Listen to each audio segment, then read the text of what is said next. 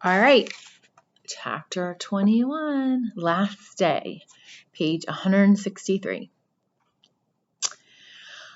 Charlotte and Wilbur were alone. The families had gone to look for Fern. Templeton was asleep. Wilbur lay resting after the excitement and strain of the ceremony. His medal still hung from his neck. By looking out of the corner of his eye, he could see it. "Charlotte," said Wilbur after a while, "why are you so quiet?" "I like to sit still," she said. "I've always been rather quiet." "Yes, but you seem specially so today. Do you feel all right?" "A little tired, perhaps, but I feel peaceful. Your success in the ring this morning was, to a small degree, my success. Your future is assured. You will live, secure and safe, Wilbur. Nothing can harm you now. These autumn days will shorten and grow cold. The leaves will shake loose from the trees and fall. Christmas will come, then the snows of winter. You will live to enjoy the beauty of the frozen world, for you mean a great deal to Zuckerman, and he will not harm you ever. Winter will pass.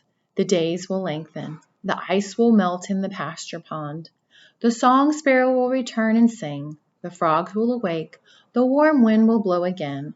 All these sights and sounds and smells will be yours to enjoy, Wilbur, this lovely world, these precious days." Charlotte stopped. A moment later a tear came to Wilbur's eye.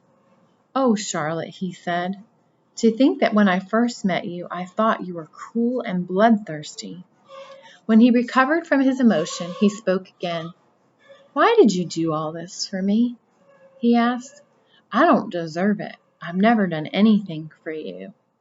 "You have been my friend," replied Charlotte. "That in itself is a tremendous thing. I wove my webs for you because I liked you. After all, what's a life anyway? We're born, we live a little, we die. A spider's life can't help being something of a mess, with all this trapping and eating flies. By helping you, perhaps I was trying to lift up my life a trifle. Heaven knows anyone's life can stand a little of that." "Well," said Wilbur, "I'm no good at making speeches.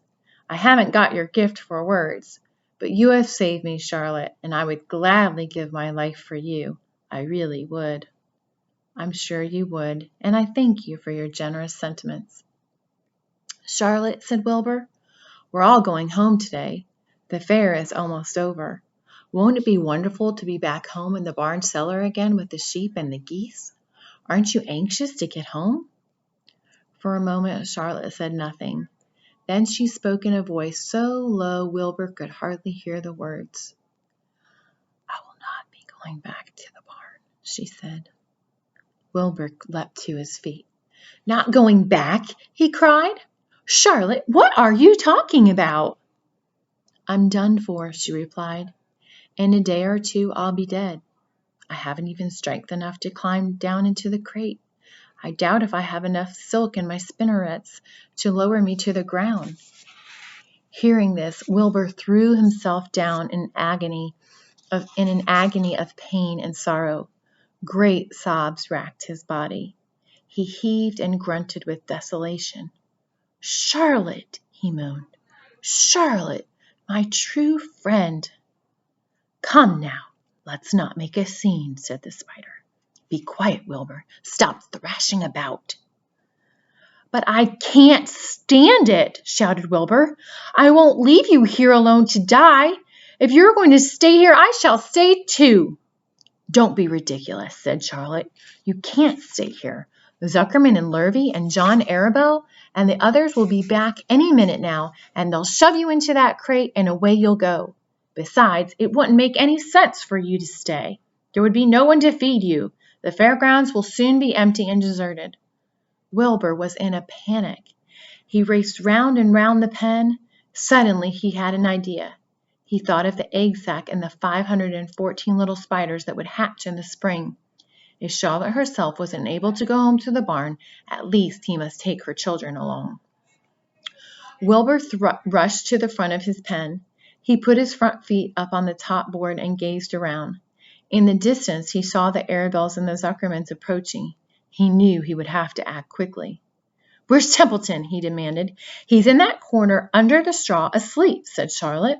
Wilbur rushed over, put his strong snout under the rat, and tossed him into the air. "Templeton!" screamed Wilbur. "Pay attention!"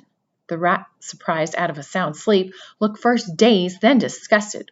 "What kind of monkey shine is this?" he growled. "Can't a rat catch a wink of sleep without being rudely popped into the air?" "Listen to me," cried Wilbur. "Charlotte is very ill. She has only a short time to live. She cannot accompany us home because of her condition. Therefore, it is absolutely necessary that I take her egg sac with me. I can't reach it and I can't climb. You are the only one that can get it. There's not a second to be lost. The people are coming. They'll be here in no time. Please, please, please, Templeton, climb up and get the egg sac." The rat yawned. He straightened his whiskers. Then he looked up at the egg sac. "So," he said in disgust. "So it's old Templeton to the rescue again, is it?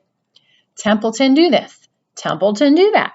Templeton, please run down to the dump and get me a magazine clipping. Templeton, please lend me a piece of string so I can spin a web." "Oh, hurry," said Wilbur. "Hurry up, Templeton." But the rat was in no hurry. He began imitating Wilbur's voice. "So it's hurry up, Templeton, is it?" he said. "Ho, ho! And what thanks do I ever get for these services, I would like to know?" "Never a kind word for old Templeton, only abuse and wisecracks and side remarks. Never a kind word for a rat." "Templeton," said Wilbur in desperation, "if you don't stop talking and get busy, all will be lost and I will die of a broken heart. Please climb up." Templeton lay back in the straw. Lazily, he placed his forepaws behind his head and crossed his knees, in an attitude of complete relaxation. "Die of a broken heart," he mimicked. "How touching! My. I notice that it's always me you come to when in trouble, but I've never heard of anyone's heart breaking on my account. Oh, no. Who cares anything about old Templeton?" "Get up!" screamed Wilbur. "Stop acting like a spoiled child." Templeton grinned and lay still. "Who made trip after trip to the dump?" he asked. "Why, it was old Templeton. Who saved Charlotte's life by scaring that Arabella boy away with a rotten goose egg? Bless my soul, I believe it was old Templeton." "Who bit your tail and got you back on your feet this morning after you had fainted in front of the crowd? Old Templeton. Has it ever occurred to you that I'm sick of running errands and doing favors?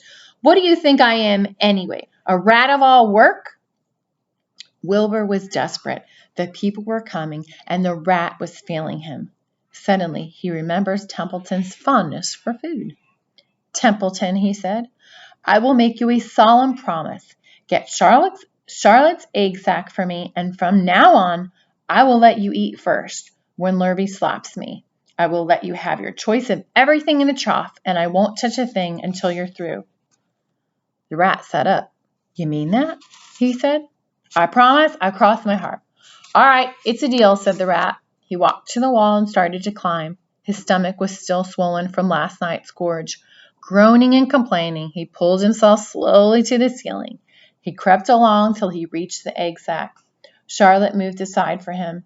She was dying, but she still had strength enough to move a little. Then Templeton bared his long, ugly teeth and began snipping the threads that fastened the sack to the ceiling.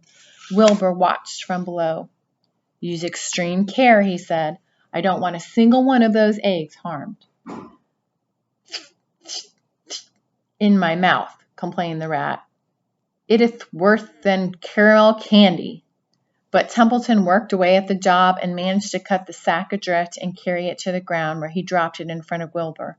Wilbur heaved a great sigh of relief. "Thank you, Templeton," he said. "I will never forget this as long as I live." "Neither will I," said the rat, picking his teeth. "I feel as though I've eaten a spool of thread. Well, home we go." Templeton crept into the crate and buried himself in the straw. He got out of sight just in time. Lurvy and John Arabelle and Mr. Zuckerman came along at that moment, followed by Mrs. Arabelle and Mrs. Zuckerman and Avery and Fern. Wilbur had already decided how he would carry the egg sac. There was only one way possible. He carefully took the little bundle in his mouth and held it there on top of his tongue. He remembered what Charlotte had told him, that the sack was waterproof and strong. It felt funny on his tongue and made him drool a bit, and of course he couldn't say anything. But as he was being shoved into the crate, he looked up at Charlotte and gave her a wink. She knew he was saying goodbye in the only way he could, and she knew her children were safe. "Goodbye," she whispered. Then she summoned all her strength and waved one of her front legs at him. She never moved again. Next day, as the Ferris wheel was being taken apart and the racehorses were being loaded into vans and entertainers were packing up their belongings and driving away in their trailers, Charlotte died. The fairgrounds were soon deserted. The sheds and buildings were empty and forlorn. The infield was littered with bottles and trash. Nobody of the hundreds of people that had visited the fair knew that a gray spider had played the most important part of all. No one was with her when she died.